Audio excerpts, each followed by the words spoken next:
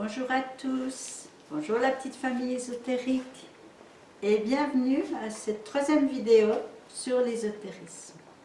Aujourd'hui, on va voir ce que peut nous enseigner l'ésotérisme. Au premier degré, l'ésotérisme, ça nous apprend à travailler sur les plans invisibles.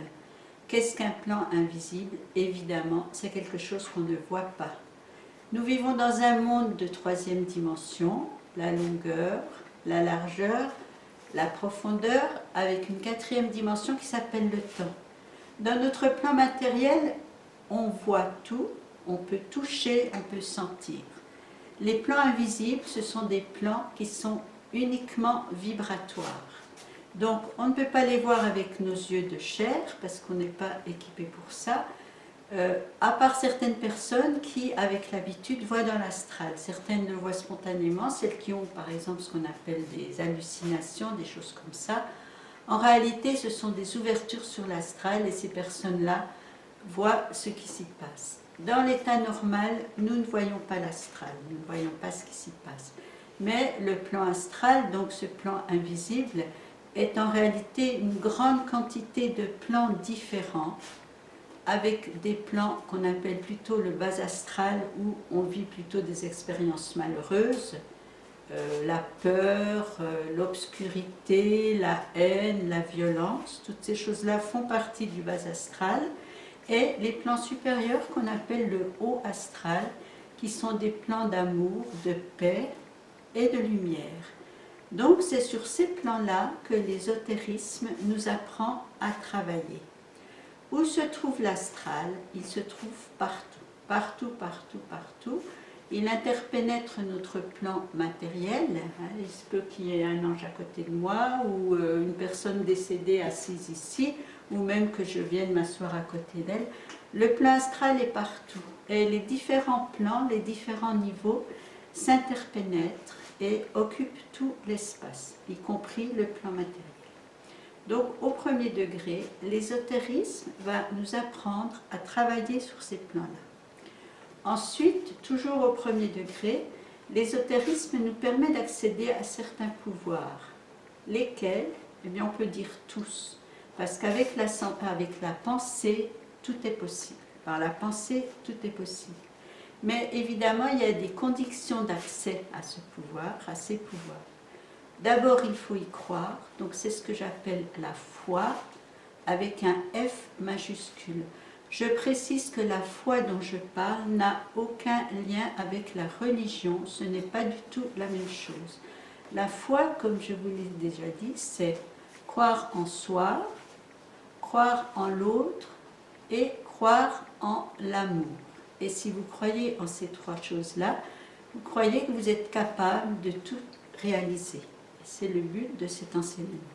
La foi, mais aussi le travail sur soi-même, parce qu'évidemment, tout ce qu'on va faire dans l'astral, ça doit avoir un but humanitaire, moral et altruiste. Ce qu'on apprend à faire dans l'astral, ce n'est jamais pour soi-même, mais pour l'autre, pour les autres, pour l'humanité. Donc si vous suivez cette formation pour devenir puissant, riche, égoïste, etc., ce n'est pas la peine parce que ce n'est pas ce qu'on va apprendre ici. Ici, on va apprendre à exercer les pouvoirs sur l'élément principal, c'est-à-dire sur nous-mêmes. Si on est colérique, devenir calme. Si on est impatient, devenir patient. C'est-à-dire apprendre à maîtriser totalement nos limites pour les transformer en opportunités pour évoluer. C'est ça que je vais vous apprendre et j'insiste là-dessus. Donc ceux qui cherchent autre chose que ça, ce n'est pas la peine, allez ailleurs, vous trouverez d'autres sites. Conditions d'accès à ces pouvoirs, donc je le rappelle, la foi et le travail sur soi. Ensuite, l'utilisation des pouvoirs. Alors, le plus important dans le domaine ésotérique, c'est que ces pouvoirs ne peuvent être utilisés qu'à des fins positives et humanitaires, comme je vous l'ai dit, et jamais pour soi-même. Surtout, ne lésez personne. Ensuite, autre chose, c'est que ces pouvoirs sont mis à notre disposition, mais ils ne nous sont pas donnés, ils ne nous appartiennent pas. Donc, à la fin de l'enseignement, nous devons les rendre, c'est-à-dire arrêter de les utiliser et en plus les enseigner. C'est ce que je fais en ce moment.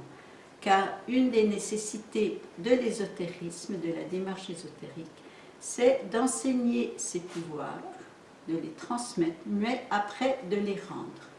Comme dit le Dalai Lama, on redevient un simple moine. On redevient quelqu'un d'ordinaire et il faut renoncer à ses pouvoirs. Donc ça, c'est très important de le savoir parce que les gens qui refusent de rendre les pouvoirs sont automatiquement détruits. Regardez autour de vous, toutes ces stars qui tombent du ciel, toutes ces étoiles qui tombent du ciel, regardez ce qui se passe en ce moment. Vous en avez de bons exemples. Voilà, ça c'est ce que nous enseigne l'ésotérisme. Maintenant, on va passer au petit exercice de la journée. J'espère que vous les avez faits. Donc, si vous vous souvenez, le premier exercice était l'exercice de la bougie. Quand je vous dis que la bougie ouvre l'astral, j'aurais dû préciser, ce n'est pas la bougie, c'est la flamme de la bougie. Mais je pense que ça, vous l'aviez compris. Donc, si vous avez fait votre exercice, que vous avez regardé votre bougie et que vous vous êtes entraîné à chanter le Om, deuxième exercice, aujourd'hui, on va associer les deux, ce qui fait que vous ferez un travail sur la vue, sur la vision et sur l'ouïe, sur le son. Donc, l'exercice d'aujourd'hui, ça va être d'allumer votre bougie et de chanter le Om en regardant votre bougie. Ensuite, vous notez dans votre cahier ce que vous ressentez. Vous notez s'il y a une différence quand vous faites les deux choses ensemble ou quand vous les faites séparément. Et vous notez si vous avez déjà remarqué que quelque chose d'inhabituel se développe en vous. Autre précision, quand vous inscrivez vos exercices, quand vous inscrivez tous vos ressentis dans votre cahier personnel, pensez bien à mettre la date chaque fois, parce que vous verrez au cours du temps l'évolution qui se fait. Voilà, donc pour aujourd'hui c'est tout. Si vous avez des questions, n'hésitez pas à les poser ou à faire des commentaires sous la vidéo. Et moi, je vous dis à la prochaine fois. Donc la prochaine fois, ce sera la dernière vidéo sur l'ésotérisme. On verra ce qu'est la démarche ésotérique traditionnelle. Voilà, je vous embrasse. À bientôt.